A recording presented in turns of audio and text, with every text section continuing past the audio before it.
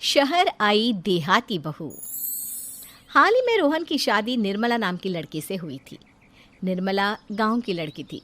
रोहन के पिता और निर्मला के पिता दोनों बचपन के दोस्त थे। उन्होंने बचपन में ही एक दूसरे से वादा कर लिया था कि दोनों बच्चों के बड़े होते ही उनकी शादी करवा देंगे। इसलिए वादे के अनुसार रोहन के पिता निर्मला को अपनी बहू बनाकर घर ले आते हैं। निर्मला अपने साथ अपनी गाय भी लेकर आ जाती है और उसे घर के आंगन में बांध देती है। अरे ये क्या माँ, भाभी तो गाय भी लेकर आई हैं हमारे घर में। अभी घर में गाय बंधी देखकर आस पड़ोस के लोग तो हमारा मजाक उड़ाएंगे ना। हाँ बेटा, तू ठीक कहती है, लेकिन क्या करूँ मैं। तू तो जानती है तेरे पिता किसी की नहीं सुनते हैं। अरे ये क्या निर्मला, तुम अपने साथ गाय क्यों लेकर आई हो?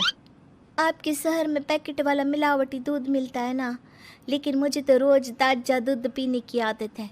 गाय लाकर मैंने ना बहुत अच्छा किया है।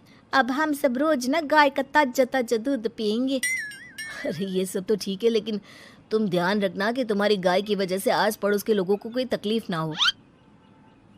हाँ हाँ, मैं सब देख लूँगी, आप चिंता ना करें। कुछ दिन बीत जाते हैं। फिर एक दिन, चल बहू, आज हमें बाजार से सब्जी खरीदने जाना है। उसके बाद सुनीता निर्मला को बाजार में ले जाती है। सब्जी के महंगे दाम देखकर निर्मला के तो होश उड़ जाते हैं। ये क्या माँ जी, 1000 रुपये की सब्जी, ये तो बहुत ही ज़्यादा है। अब क्या करे बहू, शहर का तो यही हाल है। ना ना ना, मैं इस तरह पैसों की बर्बादी बर्दाश्त नहीं कर सकती। अब से ना हम इस बाजार से सब्जी नहीं खरीदेंगे। हाँ। फिर अगले दिन निर्मला घर के आंगन की मिट्टी खोद कर वहाँ तरह तरह की सब्जियाँ लगा देती है। अरे काव्या, तेरी भाभी तो बहुत अजीब है। उसने तेरे पूरे आंगन को खेत बना कर रख दिया। मेरी समझ में नहीं आता तुम लोग इस लड़की को कहाँ से पकड़ कर लाए हो। अरे सब मेरे पिताजी का किया धरा है।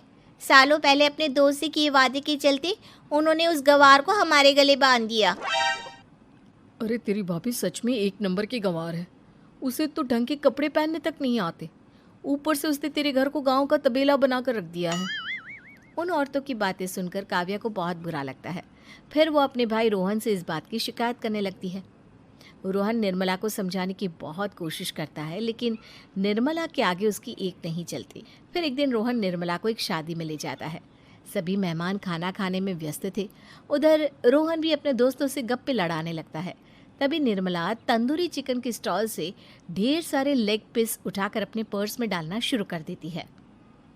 घर जाने के बाद इसे फ्रिज में रख दूंगी और कल सुबह मैं चीज़ सिखाऊंगी। फिर खाना खाने के बाद दोनों पति पत्नी वहाँ से जाने लगते हैं, लेकिन तभी दुल्हन का भाई उन्हें रोक लेता है। अरे ये सब क्या है? मैंने यहाँ खाना खाने के लिए सबको बुलाया था, खाना चोरी करने के लिए नहीं। तुमने पर्स में जो चिकन के लेग पीस छुपा रखे ना, चलो बाहर निकालो उन्हें। दुल्हन का भाई फौरन निर्मला से पर्स छीनकर सारे लेग पीस बाहर निकाल लेता है। मैंने इतना खर्चा करके खाने पीने का इंतज़ाम किया है और तुम हो कि यहाँ से खाना चोरी करके ले जा रही हो। शर्म आनी चाहिए तुम्हें। वहाँ मौजूद सभी लोग निर्मला को भला बुरा कहने लगते हैं। अपनी बेइज्जती होते देख रोहन दुल्हन के भाई से माफ़ी मांगकर निर्मला को घर ले आता है। निर्मला, आज तुमने सबके सामने मेरी नाक कटवा दी। आखिर तुम्हें चिकन के पीस चुराने की ज़रूरत क्या थी? मुझे माफ़ कर दीजिए रोहन जी। दरअसल ना, हमारे गांव में जब भी शादी होती थी तब मैं और मेरी सहेलियाँ इसी तरह शादी से ढेर सारा खाना लेकर आते थे। मुझे नहीं पता था कि मेरी इस गलती से आपकी इतनी बेइज्जती हो जाएगी। मुझे माफ़ कर दीजिए, आज के बाद ऐसी गलती कभी ना करेंगे। इतना कहकर निर्मला रोने लगती है। निर्मला को रोते देख रोहन का दिल पिघल जाता है और वो उसे माफ़ करके गले लगा लेता है। इस तरह कुछ दिन बीत जाते हैं। फिर एक दिन रोहन उदास होकर घर लौटता है। रोहन के कपड़े बुरी तरह फटे हुए थे। अरे बेटा, ये सब क्या है? किसी के साथ मारा पीटी हो गई है क्या? नहीं माँ, आज हमारी ज़िंदगी का सबसे बुरा दिन है। म्यूनसिपालिटी वालों ने हमारी दुकान तोड़ दी। आज से हमारी आमदनी पूरी तरह बंद हो गई। हे भगवान, हमने तो किस्त पर ढेर सारा सामान ले रखा है। अब हम सारे सामान की किस्त कैसे चुकाएंगे? मेरी तो सोचने समझने की शक्ति ही खत्म हो गई। पता नहीं आगे हमें और कितनी मुसीबत झेलनी पड़ेगी। आप सबको ना चिंता करने की ज़रूरत ना है, मैं सब ठीक कर दूंगी। तो कहना क्या चाहती है बहू? हम ना बोल कर नहीं बल्कि करके दिखाएंगे। हाँ। उसके बाद निर्मला अपने पिता को फ़ोन करके गांव से 5 गाय मंगवा लेती है और फिर अगले दिन निर्मला सभी गायों का दूध निकाल कर बड़े बर्तन में भर लेती है। तुम ये सब क्या कर रही हो निर्मला? मेरी तो कुछ समझ में नहीं आ रहा।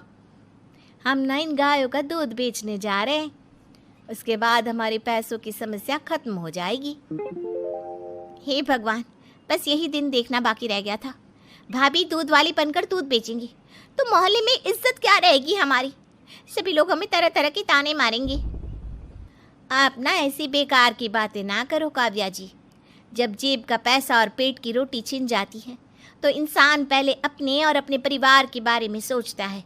और वैसे भी जिस काम से हमारा घर चले उसकी कभी ना बुराई नहीं करनी चाहिए। फिर निर्मला दूध के 2 बड़े बर्तन साइकिल के दोनों तरफ लटकाकर मोहल्ले में घूमने लगती है। दूध ले लो, दूध, गाय का ताजा ताजा दूध ले लो, बिना मिलावट का शुद्ध दूध ले लो। चलो चलो आओ भाई, जल्दी ले लो। तभी निर्मला के पास कुछ औरतें आती हैं। अरे तुम तो सुनीता की बहू हो ना, तुम इस तरह सड़क पर दूध क्यों बेच रही हो? निर्मला उन दोनों औरतों को अपने घर के हालातों के बारे में सब बता देती है। देखिए, मैंने ना अभी अभी गाय का ताजा दूध निकाला है। आप सब तो रोज पैकेट का दूध पीती हो, आज गाय का ताजा दूध पी कर देखिए, इसकी ना बात ही कुछ और है। हाँ बहू, मुझे तुम्हारी बात समझ में आ गई। लाओ, मुझे 2 लीटर दूध दे दो। उस औरत की देखा देखी बाकी औरतें भी निर्मला से दूध खरीदना शुरू कर देती है। थोड़ी ही देर में निर्मला सारा दूध बेचकर ढेर सारे पैसे इकट्ठे कर लेती है। उसके बाद निर्मला घर जाकर सारे पैसे अपनी सास को पकड़ा देती है। अरे बहू, इतने सारे पैसे! सच में तेरा आइडिया तो काम कर गया। अरे माँ जी, आप तो बस देखती जाइए, कुछ ही दिनों में मैं अपने घर की सारी समस्या खत्म कर दूंगी। हाँ। फिर अगले दिन से निर्मला गायों के गोबर से ढेर सारे उपले तैयार करके बेचना शुरू कर देती है। निर्मला को पैसे कमाते देख रोहन के अंदर भी हिम्मत आ जाती है और वो भी दूध बेचने का फैसला करता है। निर्मला के कहने पर उसके पिताजी कुछ और गायों का बंदोबस्त कर देते हैं। इस तरह दोनों पति पत्नी मिलकर दूध बेचना शुरू कर देते हैं। कुछ ही महीनों में उनका दूध का व्यापार खूब फल फूल जाता है। इसके चलते रोहन एक बड़ी दूध की डेयरी भी खोल लेता है। पिताजी, जब आपने निर्मला से मेरी शादी करवाई थी तब मैं मन ही मन आपको कोसा करता था, लेकिन आज मेरी समझ में आया कि आपका फैसला बिल्कुल सही था। आज अगर निर्मला ना होती तो पता नहीं हमारा क्या हाल होता। हाँ बेटा, तू ठीक कहता है। हमारी बहू ने तो हमें उजड़ने से बचा लिया। भगवान ऐसी बहू सबको दे। इस तरह निर्मला की समझदारी के चलते सब कुछ ठीक हो जाता है और वो सभी हंसी खुशी अपना जीवन जीने लगते हैं।